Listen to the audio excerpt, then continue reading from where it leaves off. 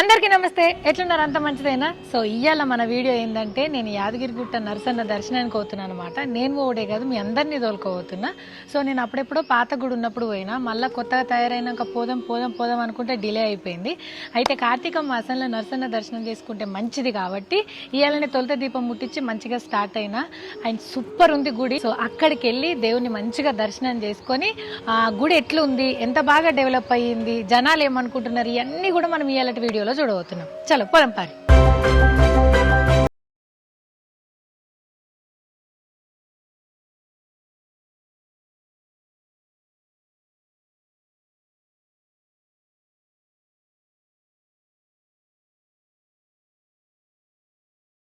మీ అందరికీ తెలుసు తెలంగాణ తిరుపతి అంటారు యాదగిరిగుట్ట నరసన్నను.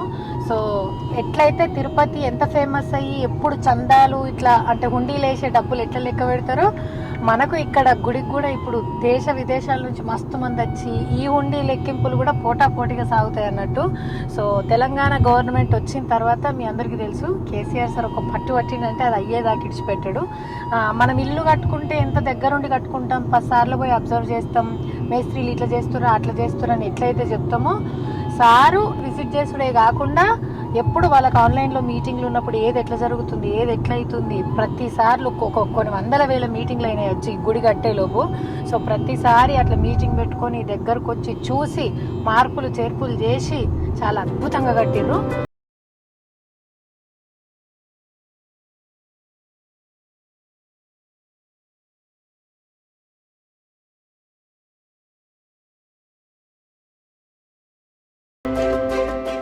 సో యాదగిరిగుట్ట రోడ్కి వచ్చేసినాం అనమాట. అంటే ఇది కమాను, ఇట్లా లోపల నుంచి పోతే ఇంకా గుట్ట దారి అనమాట. చలో లోపలికి పోదాం పారి. మొత్తం అంతా కూడా అద్భుతంగా రోడ్లు అయినాయి అటువైపు అంతా.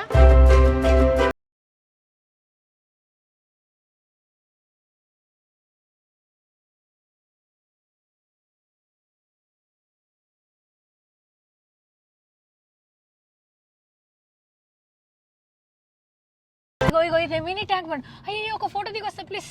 పాపు మోరి అక్క జోరుంది కదా అమ్మ. చెట్ల మొత్తం నీళ్లు చూడు.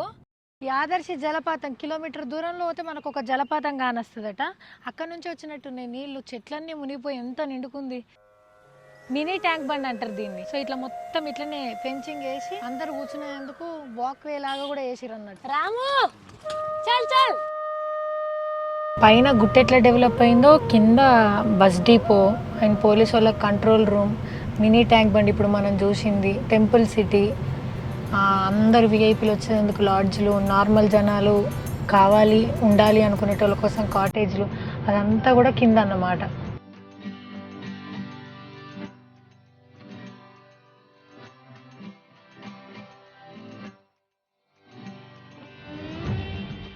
సో మెట్ల మీదకించి నడుచుకుంటూ పోయేటోళ్ళకి ఇదే అనమాట. నేను వచ్చినప్పుడు ఒక చిన్న ఇట్లా విగ్రహం ఉండే, దానికి కొబ్బరికాయ కొట్టి నడక స్టార్ట్ చేస్తుండే. ఇప్పుడు చూడుర్రి, ఇటువైపు నుంచి మొత్తం గ్రీనరీ.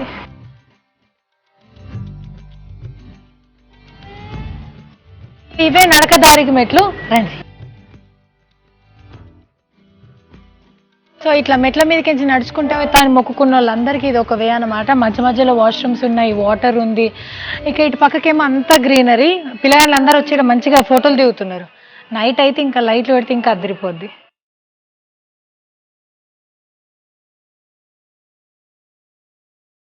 సో మెయిన్ కమాన్ దగ్గరకు వచ్చేసినాం అనమాట. ఇప్పుడే 2-3 బస్సులు కూడా పోయినాయి. కళ్యాణకట్టకు స్వామివారి దర్శనానికి డైరెక్ట్ అక్కడికి తీసుకెళ్తాయి అనమాట. మనం వెహికల్ వచ్చినాం కాబట్టి మనం కూడా వెహికల్తో పైకి వెళ్ళిపోవాలి. లోపలికి పోదాం. సో యాదాద్రి జలప్రసాదం ఫ్రీ వాటర్ సర్వీస్ అనమాట. ఇటు పక్క కోనేరు, ఇటు పక్కకు ఎంటికలు ఇచ్చే ప్లేస్ అండ్ అటు పక్కకు అన్నదానం జరుగుతుంది. అన్నీ చూద్దాం. ఫస్ట్ అయితే కోనేరు చూద్దాం రండి. ఎంత ఫ్రెష్గా ఉన్నాయి నీళ్లు. సో ఇవి మనకు మిషన్ భగీరథ నీళ్ళు అన్నమాట. లోపల అక్కడ పంపింగ్ ఉంది, పంపింగ్ ద్వారా ఇది వస్తుంది, మళ్ళీ ఇటు సైడ్ అవుట్ ఫ్లో ఉంటుంది అనమాట. నీళ్ళు చూడండి ఎంత ఫ్రెష్గా ఉందో. మంచిగా కార్తీక మాసంలో గంగతానం చేస్తే మంచిది. ఇవి ఎట్లాగో మన గంగమ్మ తల్లి నీళ్ళే కాబట్టి పుణ్యం వచ్చేసినట్టే. కింద దాకా చూడండి ఎంత ఫ్రెష్గా ఉందో. అండ్ మనకు ఇది పునర్నిర్మాణం కాకన్నా ముందు గుడి ఉంటుండే కదా, ఆ గుడి దగ్గరనే కోనేరు ఉండేదన్నమాట. ఇప్పుడు సెపరేషన్ చేసేసారు దేని దానికి. అందుకే ఇది ఇక్కడ, దానికి ఆపోజిట్లోనే ఎంటికలు ఇచ్చే ప్లేస్. ఇది టికెట్ కౌంటర్, అక్కడనేమో ఇంకా తలనీలాలు ఇచ్చేదన్నమాట. సో కోరుకున్న వాళ్ళ కొంగు బంగారం చేస్తాడు నరసింహస్వామి. పెళ్ళిళ్ళు కావాలని మొక్కుతారు, పిల్లలు పుట్టాలని మొక్కుతారు, ఆరోగ్యం, డబ్బు ఏది కావాలన్నా ఆ కోరికల్ని నెరవేరుస్తారు. సో అట్లా మొక్కుకున్న వాళ్ళు వీడికి వచ్చేసి తలనీలాలు ఇచ్చుకుంటారు అన్నమాట.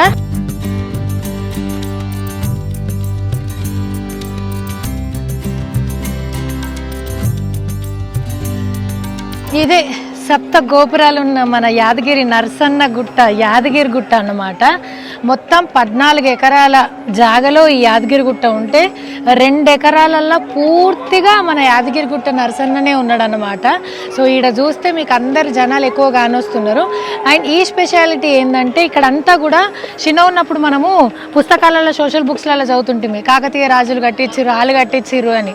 సేమ్ ఇప్పుడు ఎంత అప్డేటెడ్ వర్షన్ అయినా సరే, ఎంత మోడర్న్ టెక్నాలజీ ఉన్నా సరే, మన కళను, మన శాస్త్రాన్ని, మన సాంప్రదాయాల్ని ఎక్కడ ఒడగొట్టకుండా గుడి స్ట్రక్చర్ని అట్లనే డిజైన్ చేసిర్రు.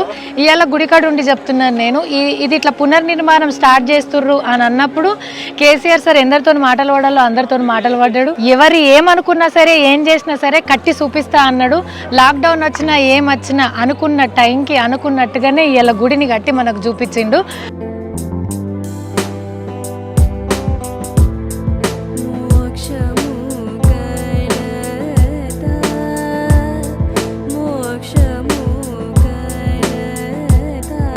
అండ్ ఇక్కడ మనకి స్టోన్స్ కనిపిస్తున్నాయి కదా, వీటి స్పెషాలిటీ ఏంటంటే ఇవి ఎండాకాలంలో చల్లదనం ఇస్తాయి, చలికాలంలో వెచ్చగా ఉంటాయి. అండ్ అంతేకాక ఈ స్టోన్స్ అన్నీ కూడా భూమి లోపల నుంచి తీసుకున్నారనమాట. సింగిల్ స్టోన్తోని ఈ డిజైన్స్ అన్నీ డిజైన్ చేసిర్రు అనమాట. 7 గోపురాలలో మధ్యలో గోపురం దగ్గర అంటే మధ్యలో మన నరసింహస్వామి ఉంటాడు అన్నమాట. అండ్ ప్రపంచంలోనే ఫస్ట్ టైం ఒకే రాయితోని 90 అడుగుల ఎత్తులో గోపురం ఉన్న గుడిని కట్టడం ప్రపంచంలోనే ఫస్ట్ టైం. ప్రపంచ దేశాలలో కూడా ఇక్కడికి వచ్చి మన సంపదని, మన సాంప్రదాయాన్ని గౌరవిస్తూ ఇక్కడున్న వాటితోని వాళ్ళు ఫొటోస్ తీసుకెళ్ళి ఇంత డెవలప్ అయిందా, ఇంత బాగుందని వాళ్ళు మన గురించి మాట్లాడేటట్టు చేసిర్రు.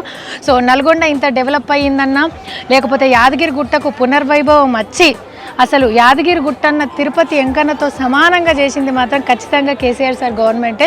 సో మన తెలంగాణ మనకు వచ్చినాక మన దేవుళ్లకు అండ్ అట్లనే మన వాళ్లకు ఎంత ప్రత్యేకమైన స్థానం ఉందనేది మనం అందరం చూస్తూనే ఉన్నాం అన్నమాట.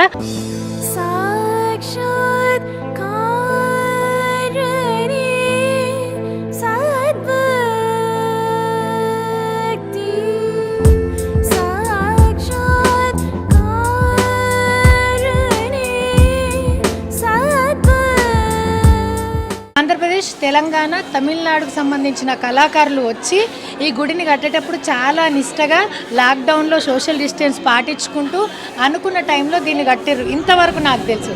కాకపోతే ఇది దేన్ని ఇన్స్పిరేషన్గా తీసుకొని ఈ డిజైన్స్ కానీ లేకపోతే దీని ప్రత్యేకత ఏందనేది మీరే చెప్పాలి. ఇది యాక్చువల్లీ మొత్తం మనకి టెంపుల్ యూజ్ చేసిందంతా కృష్ణశిల రాయితోని కట్టడం జరిగింది. ఈ కృష్ణశిల రాయి అంటే మనకి చాలా విశిష్టమైన రాయి అన్నమాట. దీనికి ట్రిపుల్ వాళ్ళు సర్టిఫై చేసింది 1000 years గ్యారంటీ ఇచ్చారు. స్టోన్లో డెన్సిటీ, డ్యూరబిలిటీ అంతా సర్టిఫై చేసింది ట్రిపుల్ వాళ్ళు.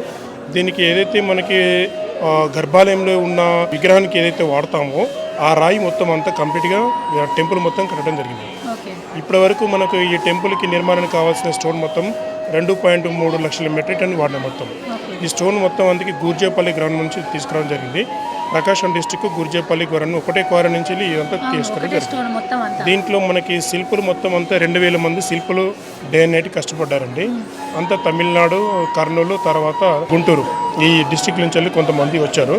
80% మాత్రం తమిళనాడు శిల్పులు వచ్చి చేశారు. దీనికి విశిష్టమైనది ఏంటంటే ముఖ్యంగా మనకి లోపల సరికి మూల విరాట్ని ఎలాంటి డిస్టర్బెన్స్ చేయకుండా దాన్ని ప్రొటెక్షన్ చేసుకుంటూ టెంపుల్ డెవలప్మెంట్ చేయడం జరిగింది.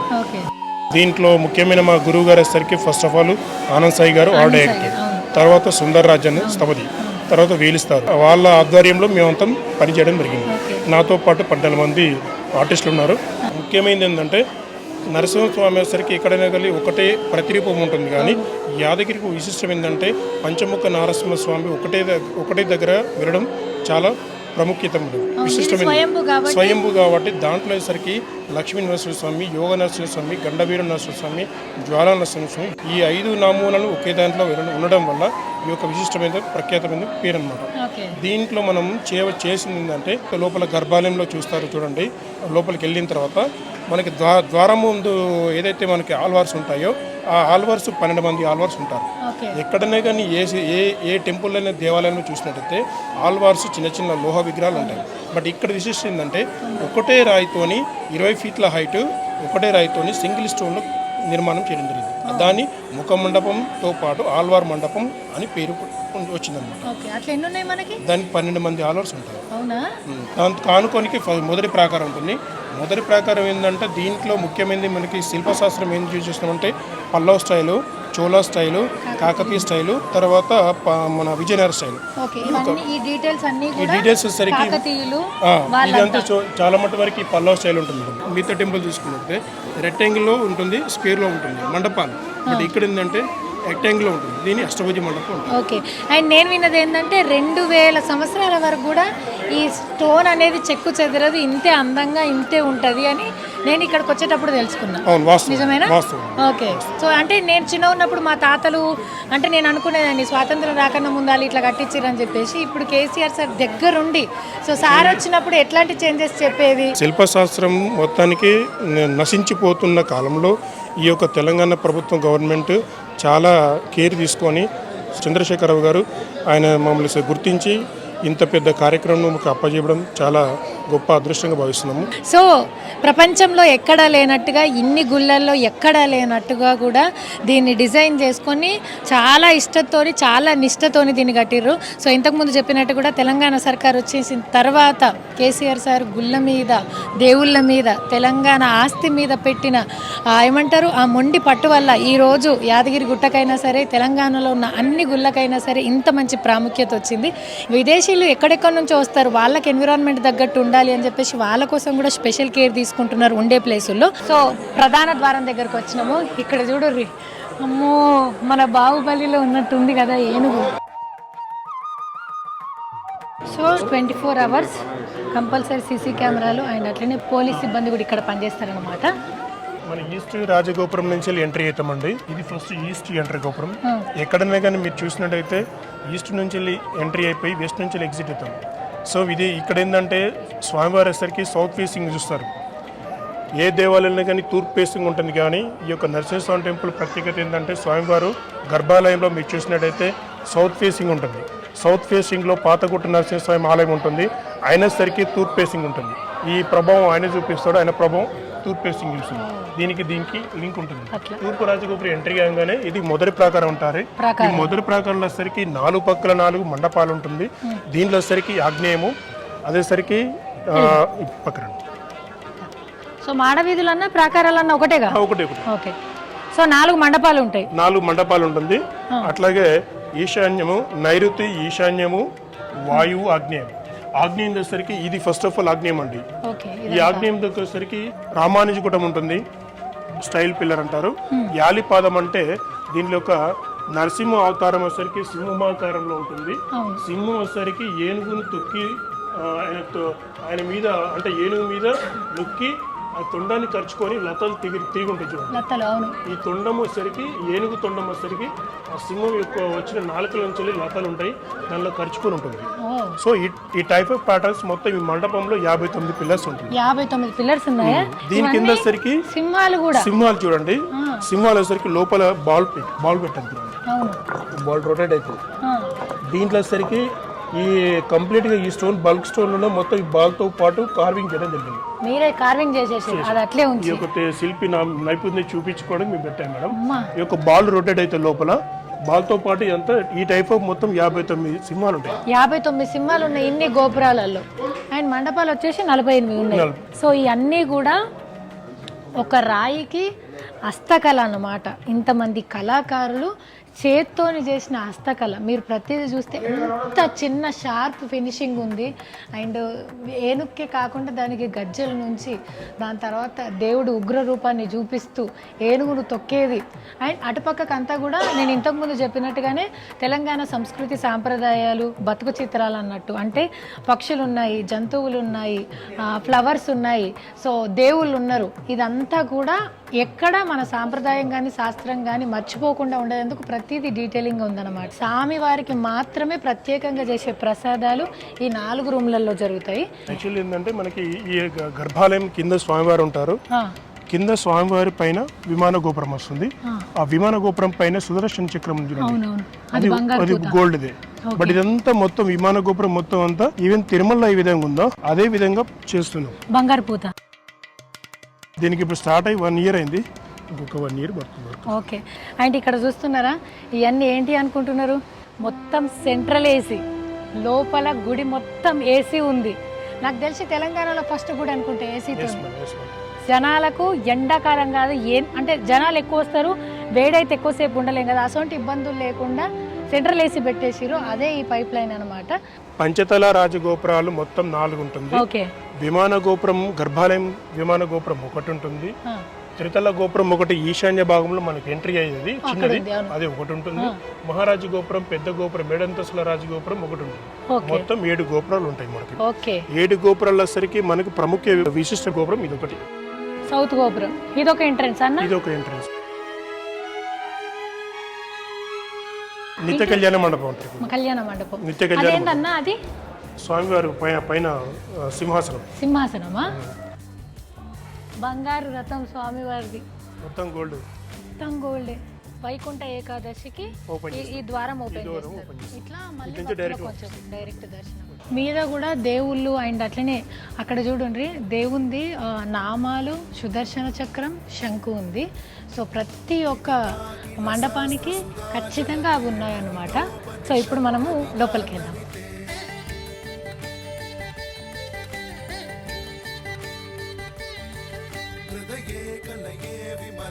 స్వయంభూ ఆంజనేయ స్వామి, అక్కడ ఆంజనేయ స్వామి స్వతహాగా వెలిసిండనమాట.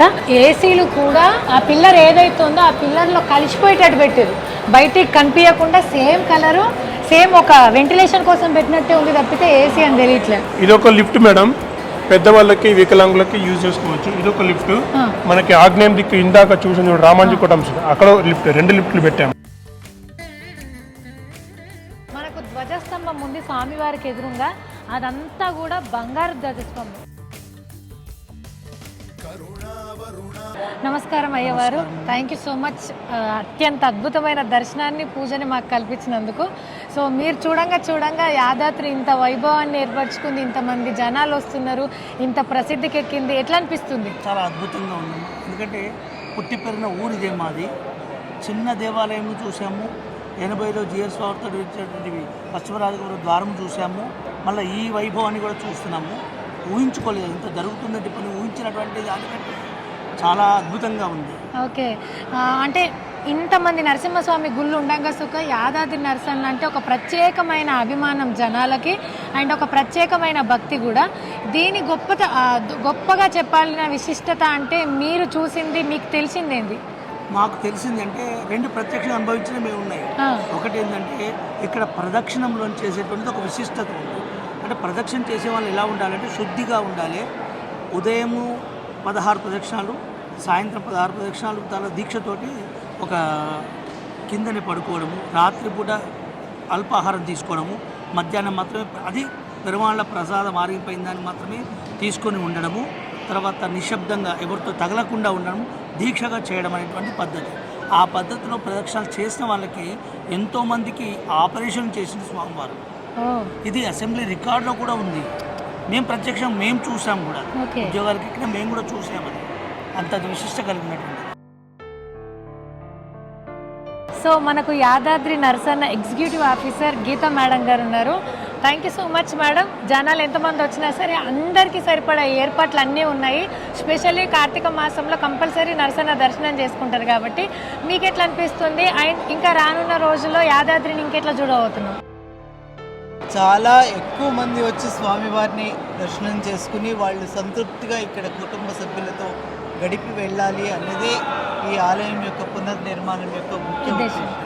అంటే ఇట్లా వచ్చే జనాలు ఏ ఇబ్బందులు లేకుండా దర్శనం చేసుకొని పోతే మీకు చాలా హ్యాపీగా అనిపిస్తుందని నేను అనుకుంటున్నాను. అంతే కదా, అసలు ఉన్నదే అందుకొరకు కదా. పిలిగ్రిమ్స్ అందరూ కూడా సంతృప్తిగా వెళ్ళాలనేది.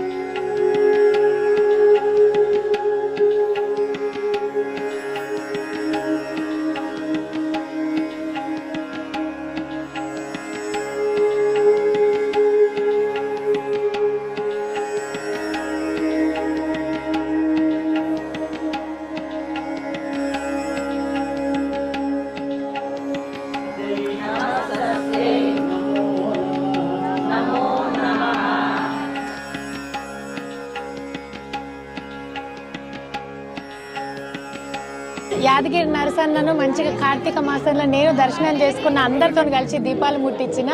మీరు కూడా మీరందరు ఫ్యామిలీతో వచ్చి దేవుని దర్శనం చేసుకొని మీరు కోరుకున్న కోరికలు అన్నీ నెరవేరాలని నేను మనస్ఫూర్తిగా కోరుకుంటున్నా.